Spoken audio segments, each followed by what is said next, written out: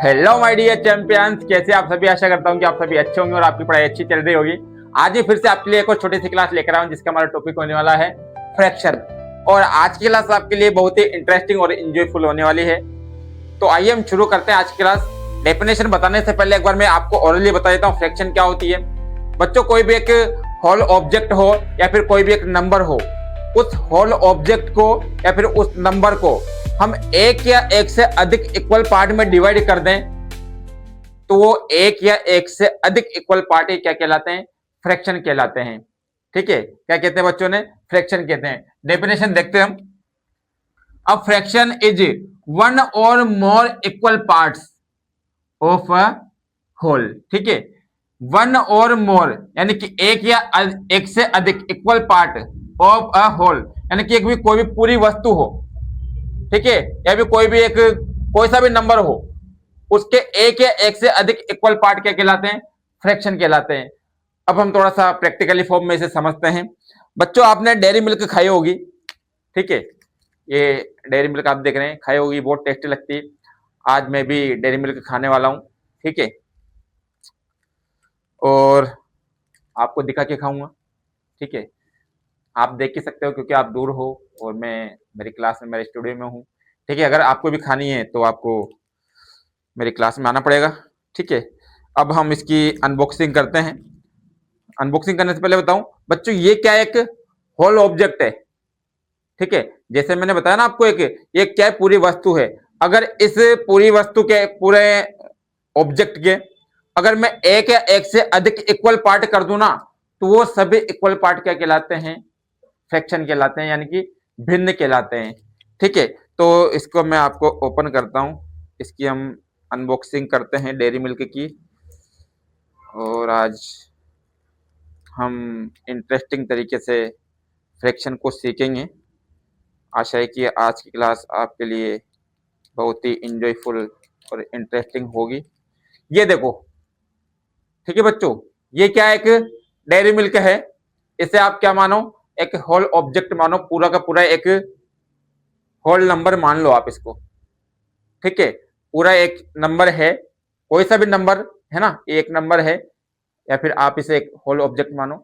अगर मैं इसे तोड़ के बराबर इक्वल पार्ट में डिवाइड कर दूं ना, तो वो सभी इक्वल पार्ट क्या कहलाएंगे? फ्रैक्शन। देखो, मैं इसे सबसे पहले टू इक्वल पार्ट में डिवाइड करता हूं। ये देखो,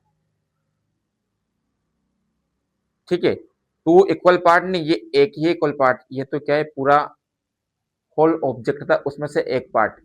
ठीक है, यानी कि इसको मैं खाना चाहता हूं, बहुत टेस्टी है, खाऊंगा बाद में भी, डिस्टर्ब होगी अपनी क्लास। ठीक है, तो अगर मैं इसको खा लेता हूं, ये खा लिया मैंने, 1 मिनट के लिए समझो आप, रख दिया। ठीक है, तो हम इसे कैसे लिखेंगे? टोटल पार्ट थे दो, दो में से मैंने एक खा लिया तो उसको लिखते हैं ऊपर, टोटल पार्ट लिखते हैं नीचे। और जो पार्ट अपन यूज करते हैं, ठीक है, स्टडी में अपने जो भी क्वेश्चन आते हैं, हम जो भी पार्ट यूज करते हैं, ठीक है, क्वेश्चन में दिया होता है, उन्हें हम कहां लिखते हैं? ऊपर लिखते हैं। ठीक है, तो ये क्या हो गया? 1/2। 1/2 का मतलब क्या होता है? हाफ, यानी कि मैंने क्या खा ली? हाफ डेयरी मिल्क खा ली। ठीक है, तो ये क्या लिख दी मैंने? एक फ्रैक्शन। ठीक है, अब और आगे बढ़ते हैं। आप मान के चलो ये पूरी की पूरी डेयरी मिल्क वापस, ठीक है, ये जुड़ गई। अब इसे मैं 10 इक्वल पार्ट में डिवाइड करता हूं।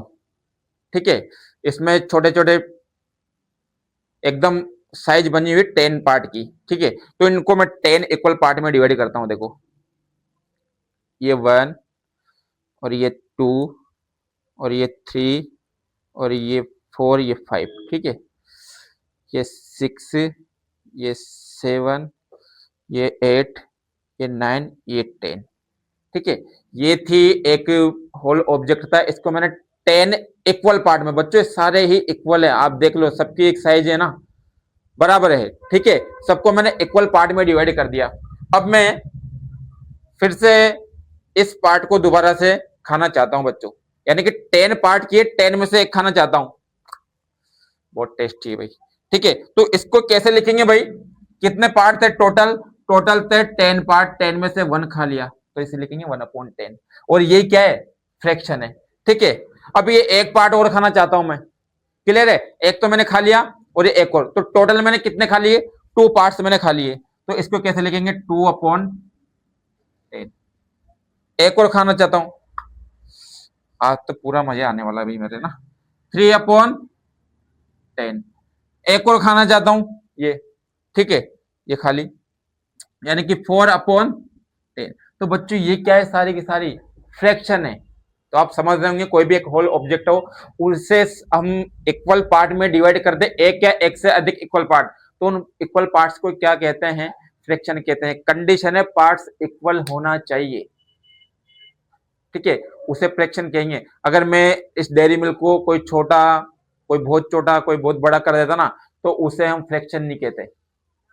आगे बात में, तो ये आप और यूज कर सकते हैं, जैसे 4 का ले, ये इसको मिला के कितने टोटल 5 हो गए, ठीक है। तो क्या लिखूंगा बच्चों? 5/10। ये एक और खाना चाहता हूँ, बहुत टेस्टी यार, बहुत मजा आ रहा है ना। 6/10, ठीक है, और ये एक और खाना चाहता हूँ, तो 7/10।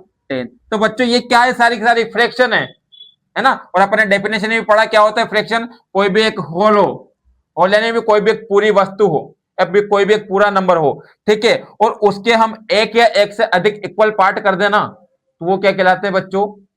फ्रैक्शन कहलाते हैं, ठीक है। टोटल 10 पार्ट थे, 10 पार्ट अभी सारे रखे हुए, बाद में खाऊंगा, ठीक है। सारे ये वापस देखो आप एक बार फिर, ये 10 पार्ट है बच्चों, ठीक है। कितने पार्ट है? 10 पार्ट है। अब इसमें से मैं 4 खाना चाह रहा हूं। कितने पार्ट खा रहा हूं? 4 पार्ट खाना चाह रहा हूं। तो कैसे लिखेंगे बच्चों? 4/10।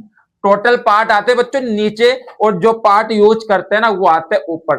तो आशा है कि आपको फ्रैक्शन का जो भी फंडा है क्लियर हो गया, वो एकदम बहुत ही अच्छे से, ठीक है। अब हम सब समझते हैं मोस्टली इसके कितने टाइप होते हैं, वो हम सीखते हैं, ठीक है। ये फ्रैक्शन है, फ्रैक्शन को a/b की फॉर्म में लिखते हैं, ठीक है। a और b की जगह कोई सा भी नंबर हो सकता है, बस कंडीशन ये है कि b की जगह पे क्या नहीं आना चाहिए? 0 नहीं आना चाहिए। ऊपर वाले को बोलते हैं न्यूमरेटर और नीचे वाले को बोलते हैं डिनोमिनेटर, ठीक है। फिर हम पढ़ते हैं type. Unit fraction, unit fraction क्या होती है? Numerator is 1। जिन फ्रैक्शन का न्यूमरेटर 1 होता है ना, क्या है बच्चों? 1 है, ठीक है। तो इसे क्या बोलेंगे? Unit fraction. Proper fraction, numerator छोटा हो किससे? डिनोमिनेटर से। Numerator less than denominator. Numerator ऊपर वाला होता है, देखो छोटा है सब में नीचे वाले से, ठीक है। इम्प्रॉपर फ्रैक्शन क्या होती है फिर? न्यूमरेटर बड़ा या बराबर किसके? डिनोमिनेटर।